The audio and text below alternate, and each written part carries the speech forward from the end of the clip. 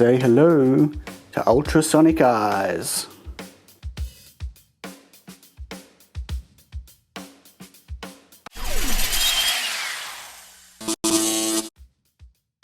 Okay, we have an ultrasonic sensor, the HC-SR04. I bought a whole bunch of these with no idea what I wanted to do with them.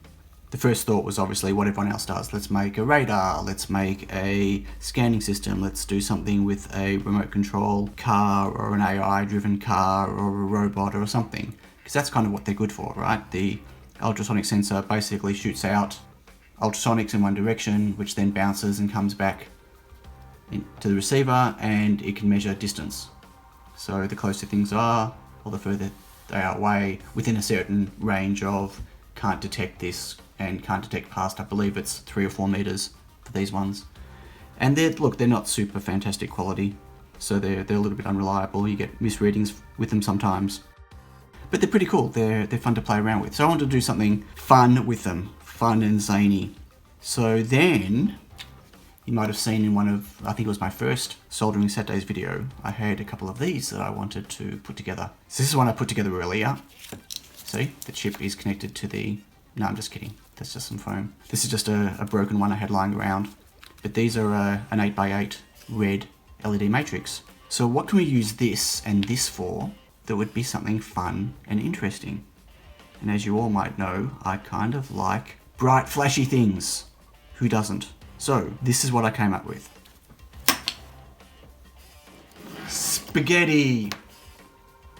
So I had this idea, what if, I will explain all this. What if we had 2 displays, don't even know which way they go, work it out in a moment. It gets like this. We had 2 displays, and then we had 2 sensors. What could we do with that? Well, how about if I put some power into it? Let's just go get the battery. I'm going to stick ground in ground, because that's a really good place to put it. And power in the VCC line, which is going to power this up when I hit the switch. And we have, it'll be a bit hard to see. Let me just do this. Hang on, see if I can dull them down. Okay, they really don't work on the camera very well. They're 2 little eyes that are currently looking to the right. Maybe like that. Oh, you saw them blink? And if I put my hand in front of a sensor, I might have the sensors the wrong way around. Here we go. I've got them the wrong way around. Let me just flip them. If I put my hand in front of a sensor, it looks in that direction. Maybe. Here we go. It's having trouble with bouncing off the camera and the lens. So I made some googly eyes that look left and right based on detecting that an obstacle is in the way. If I set this up in my lounge room as my kids walked around, the eyes should just look around and follow them, which I think is kind of cool and creepy. And what better thing to put this inside than a 3D printed crazy face thing. Let me just move this to the side. So the idea is you've got an eye on each side, you've got the ultrasonics at the front, it's got an open back at the moment so I can get all the electronics in, and there's a back plate. So the back plate literally slides in and clicks into place here with a gap at the bottom so a cable can run underneath, and we'll end up with something that can just sit on the cabinet or the shelf or somewhere, just run off USB power or even a battery, because it doesn't draw a lot of power, and just stare around and creep you out as you walk around the house. So now what I have to do is convert this mess of wires into something that I can mount on this plate here, hot glue into the front of here, and make it a little less prone to pulling cables out. So my plan is to take a proto board like this, which is just a single-sided board, and take the Arduino Nano off here, and mount it onto the proto board and then wire everything up. I'll put headers on the board for the Arduino to sit on so I can take the Arduino off and reuse it. And I'll wire everything up actually onto the board, but I'll still keep the DuPont headers on one end for all the components so I can pull it apart if I want to and reuse these down the track. Oh, one other thing I forgot to mention is obviously you would have seen me do it with my hand before. I've got a photo resistor in here. So as I dull the lights, you can see the LEDs dulling down, and as I take it away, they get brighter. So the idea is that during daylight, the eyes are brighter so you can see them clearer, but at night time, we don't want to light up the whole house with two little spooky eyes, so it drops the intensity of the matrix based on the level that the photo resistor is reading. There's no off switch for it. The idea is that it's just always on and always looking around. And then once this is all put together, another thing I want to do is like extend the code a bit and make it do things like, you know, go into a sleep mode maybe after a while of no movement, where it does, you know, little sleeping eyes, and yeah, I don't know, maybe even some different types of eyes. You know, these are kind of cartoony looking eyes, little pupils, but maybe we can do something else. So that's step one. The next step is to move all this onto a proto board. And once I've done that, I'm going to mount it all into the case. I've got a bunch of stuff that we need. I've got some headers that we're going to use to put the Arduino in. I've got obviously the proto board. I've got some cutters. I've got lead-free solder, my solder tip cleaner, my iron just here. You can hear it jiggle, jiggle, jiggle, and some blue tack. And I'm going to try to do this as cleanly as possible and explain everything about the circuit as I'm doing it, rather than trying to show you how the circuit works with spaghetti everywhere, because that's just terrible. And I'm also going to try to put this together on the proto board live without actually playing it out very well. So the first thing is we've got 15 pins on each side, so 1, 2, 3, 4, 15, cross fingers. Okay, I lost one pin then, that's okay. We've got 1, 2, 3, 4, 5, 6, 7, 8, 9, 10, 11, 12, 13, 14, 15, good. So now I just need to do the same thing on this side. Let's clean this up a bit. I need another 15. Okay, cross your fingers. Oh, bent a pin. That should be okay. Woohoo! So, these are going to go down one end. I have no idea how far apart they need to be, so we're going to just check that in a moment. That definitely doesn't look like it's far enough apart.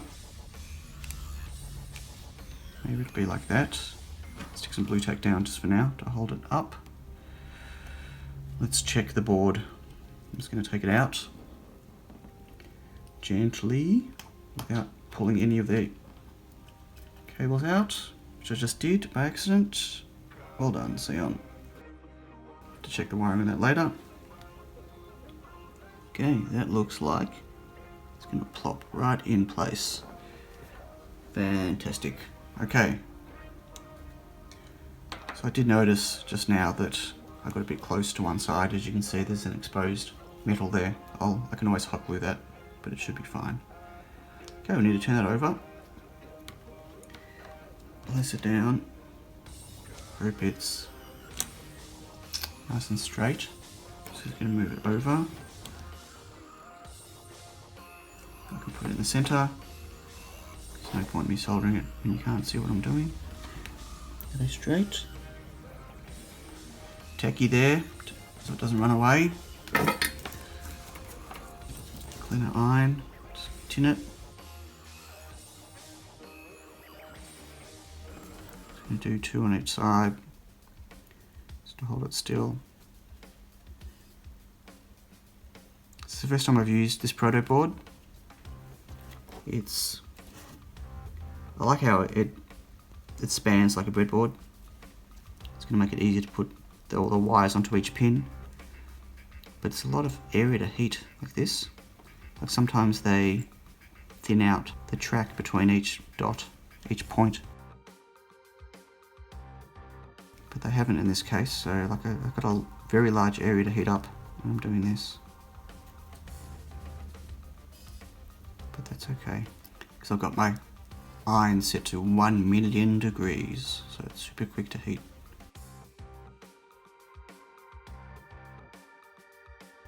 I've been umming and ahhing about buying another iron. You would have potentially heard me talk about that on my last soldering Saturday video, which I will link to above just now. And Brian Locke from the channel, Brian Locke, he is using a TS100. He swears by it.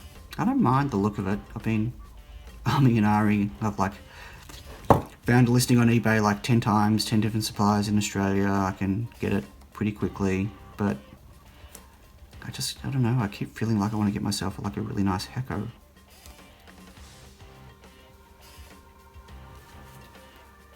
So I haven't decided yet what I'm going to do. But I think I need to get myself something.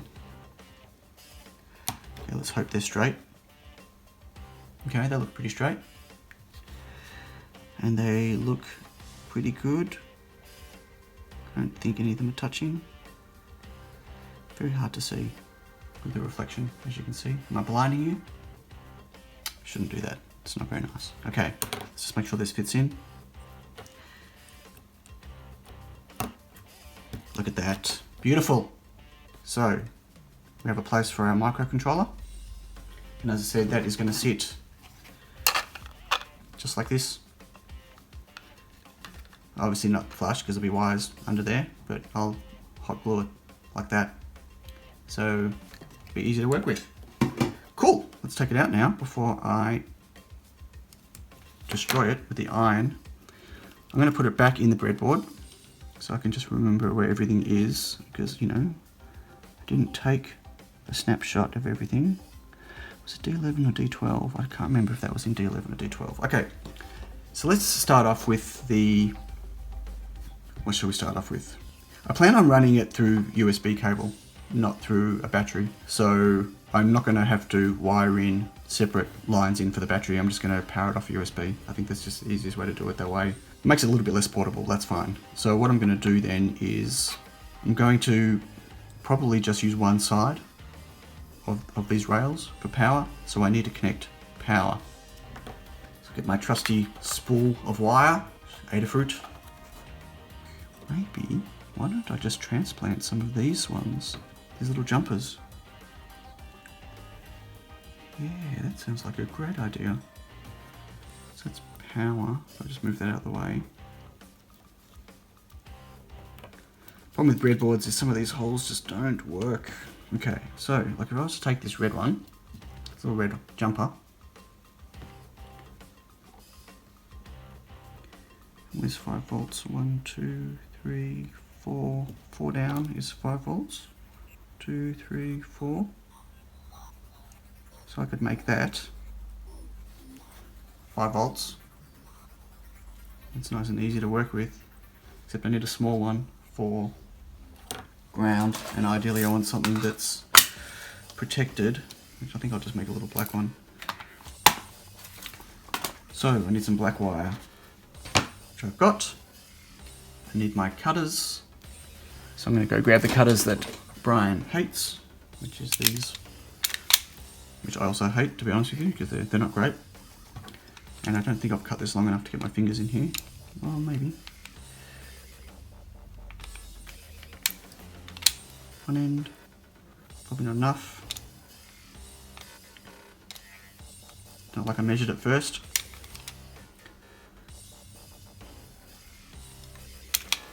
I really feel like this is a stream, except I'm not actually looking at any chat or paying attention to anyone.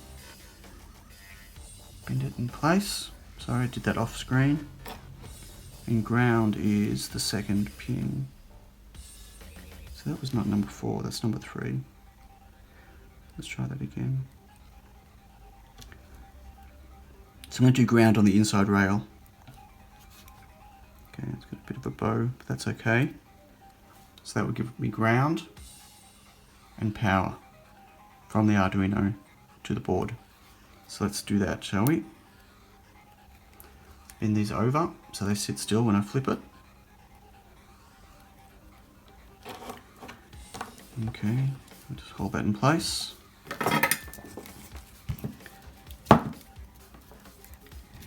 And let's get these wired up. Whoops. And I'm doing slightly off the edge of the screen.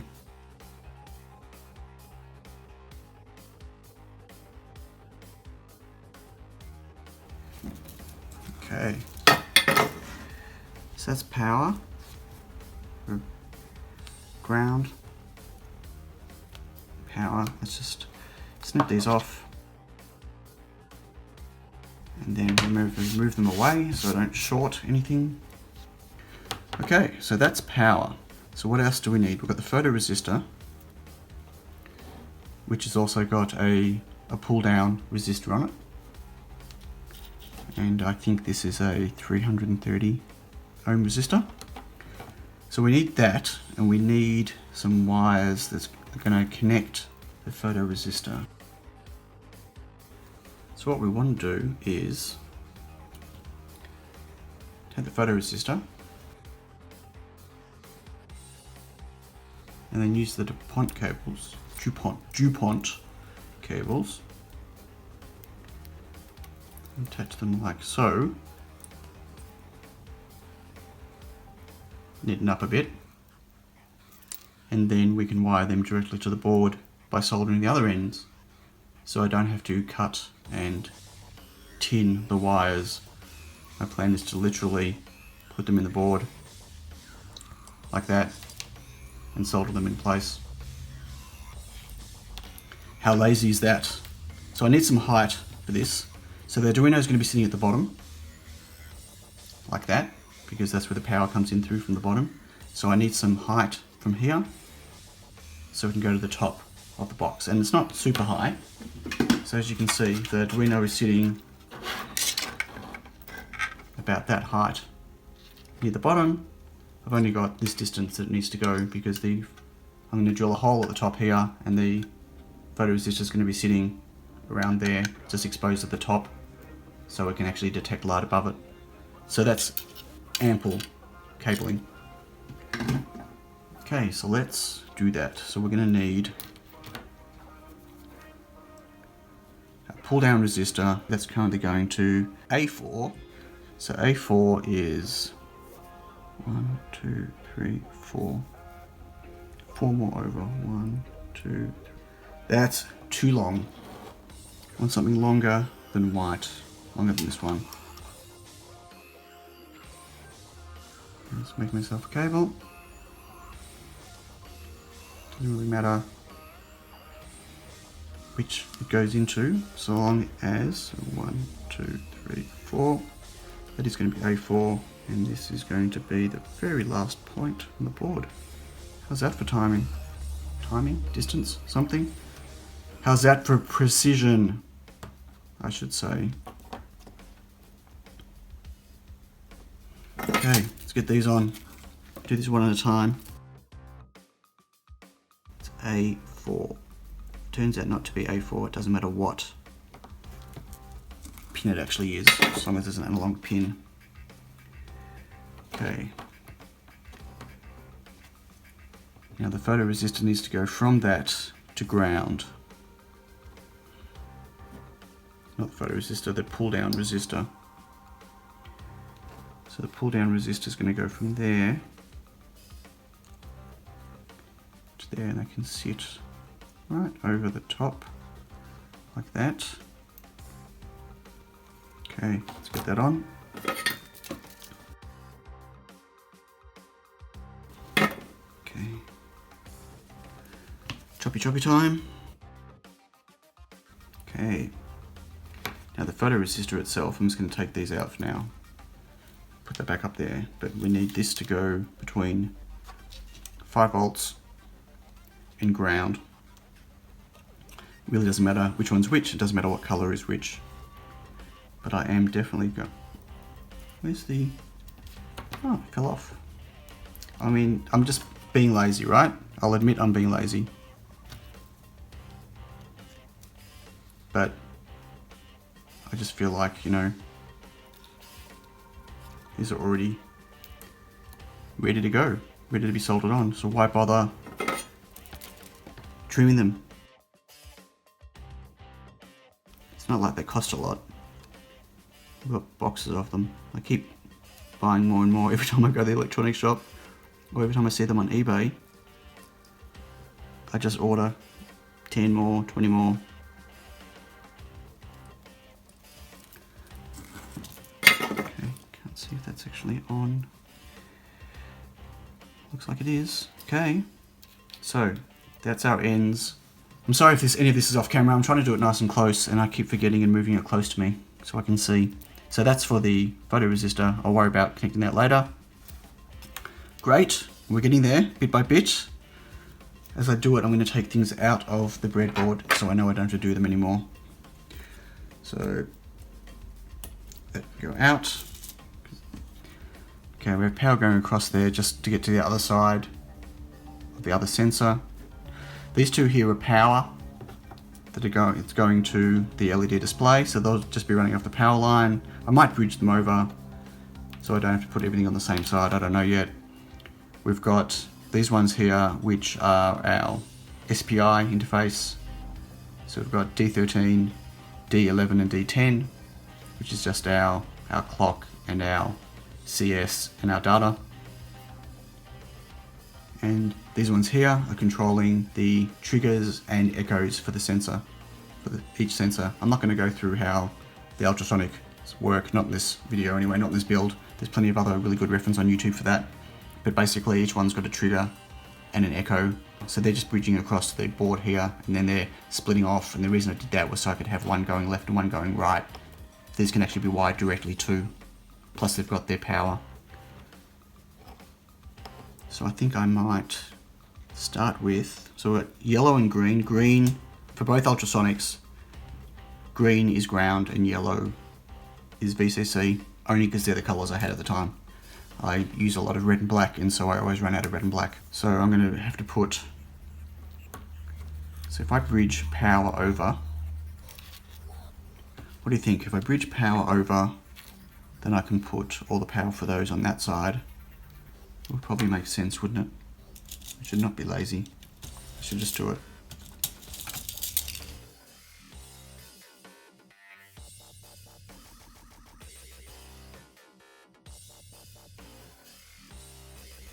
Wow, that's nice and straight. It's my best work ever. Okay, so that would be...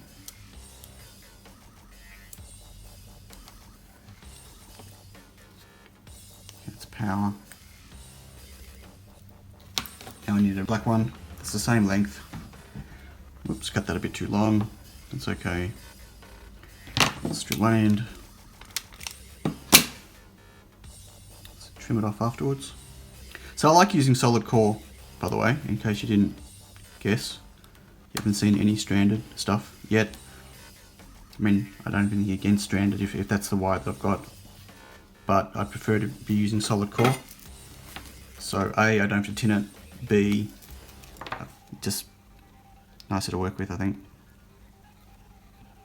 So let's just go for A, because B was kind of like a pointless one. Moving around a bit now. I'm trying not to hold the copper on the power when I do that, because, you know, it gets hot.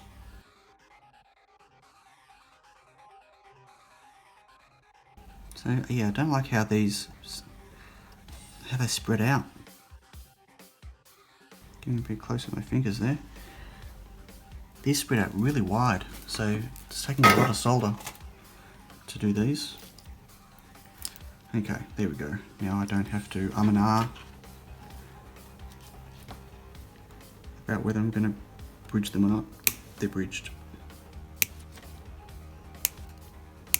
Okay, lots of little bits of wire everywhere. Okay, so what's next? So that's these two done. They're bridged. They're done. Take them out. Okay, so what's next? That was our ground, that's our power. We don't need that, that's gone. We don't need that, that's gone. So we need yellow and green, power and ground, power and ground, yellow and green. And then I can't remember which one is which. So let's start with yellow and green.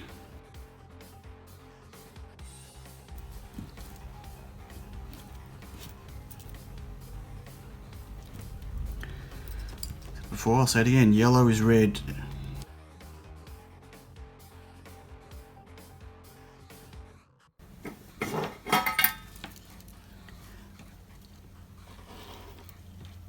Yellow and green.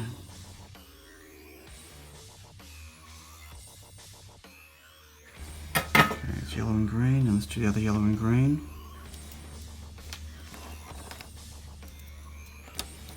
It's like spaghetti, seriously working with spaghetti. Using breadboards and wires.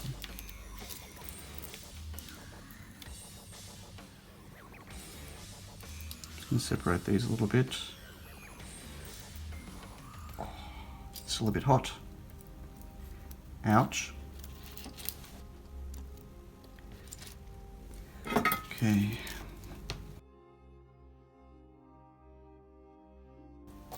Ow. It's getting hot. I wonder why I like surface mount. I mean, I find surface mount way easier than this, I have to say. Ow, hot.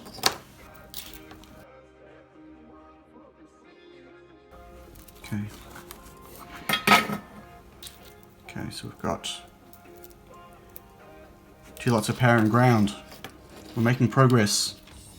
We need to get power and ground, which is in this case red and black.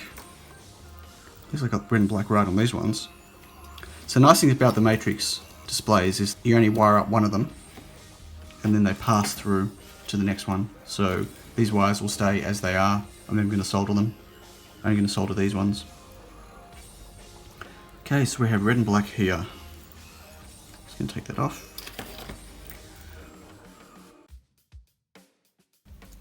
Put these the right way around.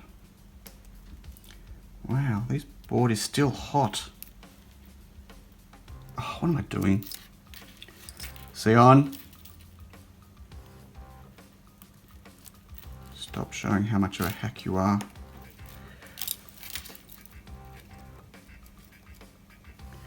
Okay, we're getting there. Can I just say, even though it looks kind of bright in the camera right now, it's actually really dull. Got no direct light on me right now, which again just makes it hard to see stuff. There's a very big difference between working with electronics yourself and working with electronics under camera. It's very, very different. Okay, so we're down to, if I just get rid of these two because they're just power. We're down to just doing the trig and echo of the ultrasonics and doing the SPI of the matrix displays. So let's just do the SPI of the matrix displays. So the clock goes to D13. The clock is yellow. So clock goes to D13 and D13 happens to be this one here. I'm hoping that this is going to be long enough to get to the eyes. I believe that it needs to go to the top of it. I might need to use longer cables for these. I don't think I've got... I'm surprised I don't have super long male to female. But I don't have super long male to female, so one thing I can do is I could bridge from here up and put the cable here so they're all roughly the same length. And I might actually do that in this case. I could do it on the inside. And I'm using red right now, I just want to see the length. I want to get an idea. But if that goes to there and to there, that's actually quite good. Sorry, I'm not doing this on camera. So I'm going to bridge it. I'm going to move D13 from there all the way up to here. So it's closer to the power and I've got more length. I'm going to save that much length or extend it by that much. That's a great idea, Sam. Okay. And then I just need to do so this is D13. Let's got to remember which one these are.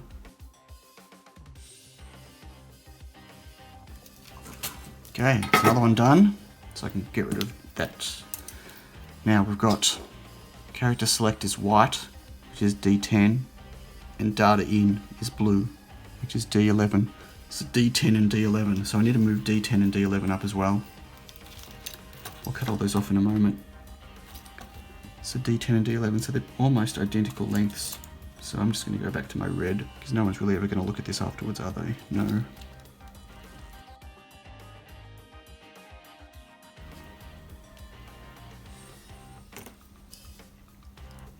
This one has to go on this side.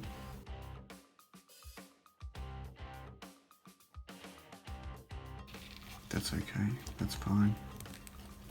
Again, not my neatest work, but it is work. Sometimes it's fun, sometimes it's work. It's always hit and miss though. My usual expectation is you take something that works on a breadboard, you make it permanent on a PCB, and then watch it fail, and then try to work out why. Okay, that is D in. Well, actually it's not, I lied.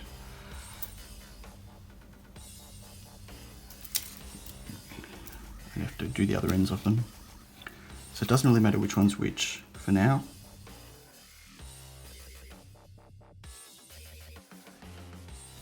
This has been a super long video so far, folks. If you're stuck with me, well done. I haven't even got to the code yet, or the putting it inside the case. But if you're stuck with me so far, you're a champion. I'll have to send you a bag of lollies, although I have no idea how I'm going to do that. Okay, I need to clean some of these off, but that is our data, our CS, and our clock, plus our, get those out of the way. So it's still spaghetti, but I have a trick shortly, plus power, and that is all our matrix, both matrix, those ones. Woohoo! So before I continue, I have something in here that I can use. Okay, stuck to the top.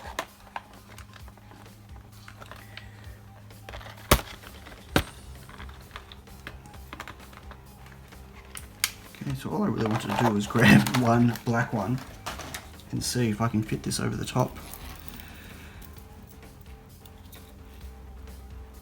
1, 2, 3, 4, 5. 1, 2, 3, 4, 5. 5 wires. See if we can get them all through here. Because if we can,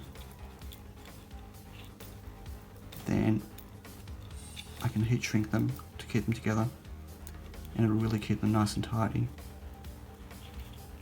And I should be able to. So 5, 1, 2, 3, 4, missing 1, 5. For that, nice and grouped. I'll just leave that alone for now.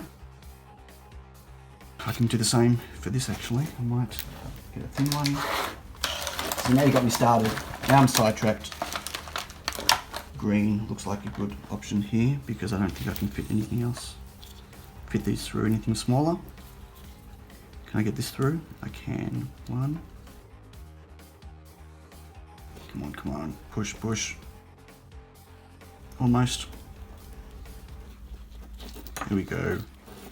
So 1, 2, and then these obviously when I get the rest of them on, I'll split those as well. So we've got 2 lots of wire to go. Trigger go, trigger go. These are sitting quite low in the case, so I don't have to worry about bridging them up. So let's just take these off and get them on the board, shall we? So it's pin 1, 2, 3, 4. It's ground, so it's 1, 2, 3, 4. So it's 5, 6, 7, and 8. 1, 2, 3, 4, 5, 6. Might as well have them the same colours for now. Blue, white. Blue, white, blue, white.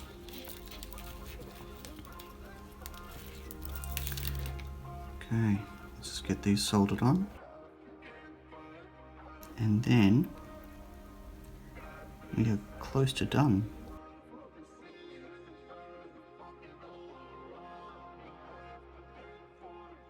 Hit them from the other side because the solder's just going up rather than spreading across on the copper.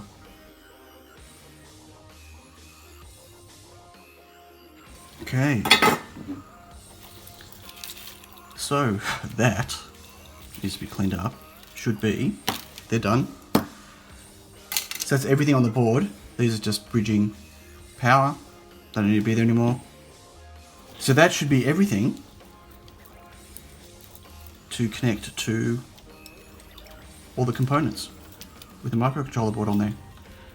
What I'm going to do now is just quickly, as I mentioned, separate these out. I don't know which ones are left and right, but I can always change it in code, so it doesn't really matter.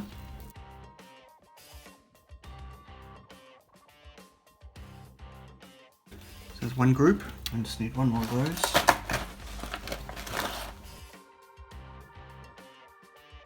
I've been waiting to finish this project for a long time. I actually came up with this idea quite a while ago, and it's been sitting in a breadboard state.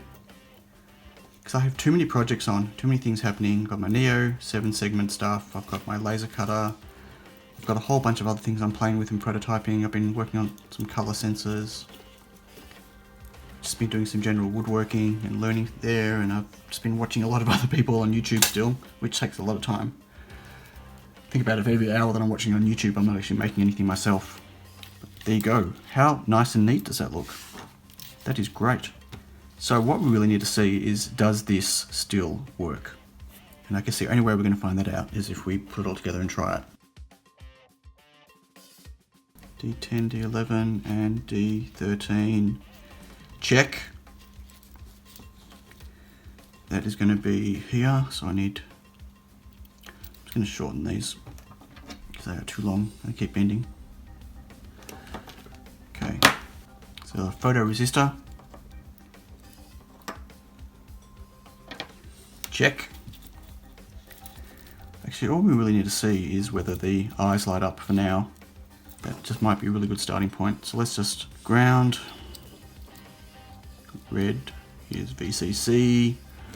Clock was yellow, because I remember. I think data was blue. And CS chip select was white. Now, of course, I don't have a USB near me at the moment, so I might just have to stick these in here, bend them over, and hope that they maybe work. They do. So we have Arduino booting up, but we have no lights, we have no eyes. So I don't know what that is. These eyes should be lit up right now. Okay, so that was just as silly as having the data and the CS the wrong way around. White is now DN and CS is now blue. There you go. So the eyes are working. Again, you can't really see. I don't know what I can put on it to make it less bright. No, oh maybe. No, not really. Okay, does the photoresistor work? It does. Great, so I just need to wire up the Ultrasonics and we should be good. So I'm going to put all this together now inside the case, so stay tuned. Okay, I'm back. I'm zoomed out a little bit more so we can actually see as I'm working. Before I get started on putting this all together, I just wanted to just go back and mention this proto board again. So you can see the back of it, the strips, they're all a solid thickness, which means the solder pads are getting really close together and they're also really wide, taking a lot of space. And I had to actually go through with a Stanley knife and just make sure that I had no shorts between all of these because they're just really big clobs of solder. So we have all this together. I've got the two ultrasonic adapters plugged in. All we need to do is put it together. And kind of what I want to do is not do it permanently yet. I've drilled a hole at the top for the photoresistor, which the hole's slightly too big, but that's okay. I'm going to put some hot glue there to hold it in place. Let's get some of these in. I'm just going to, these should all just clip in. I don't know which way is the right eye or the left eye. Sorry, I'm just going to do this on camera. That was pretty bad of me. Start that again. Chip at the top. Chip at the top.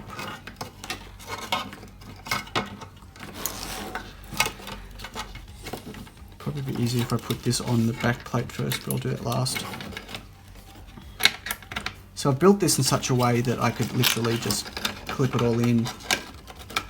It won't stay perfectly, but it'll stay well enough before I hot glue it. So I won't have to glue it first.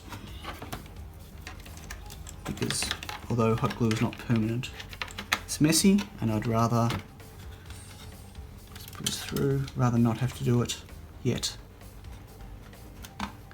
Okay, so that is how it all fits together. Oh, that fell out. 1 second.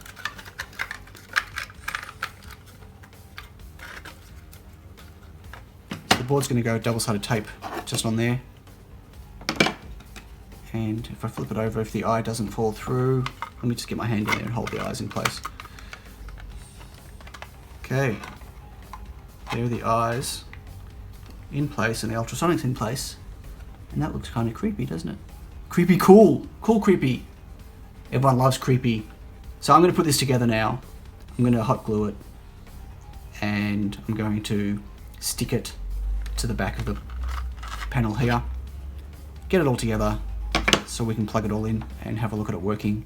And in part 2 of this video series, because I'm going to have to do it 2 parts because this is just very long, I'll go through the code, how it all works, and see what we can do to maybe improve it. It's not sure what I'm calling it. I think right now I'm calling this ultrasonic eyes because that's kind of what they are, but I think I like the name googly eyes better, but we'll see. Don't forget to subscribe and like, or thumbs down if you feel like it deserves a thumbs down. Please leave any comments down below, ask any questions, any feedback. I'd love to hear from you all. Until next time, catch you later.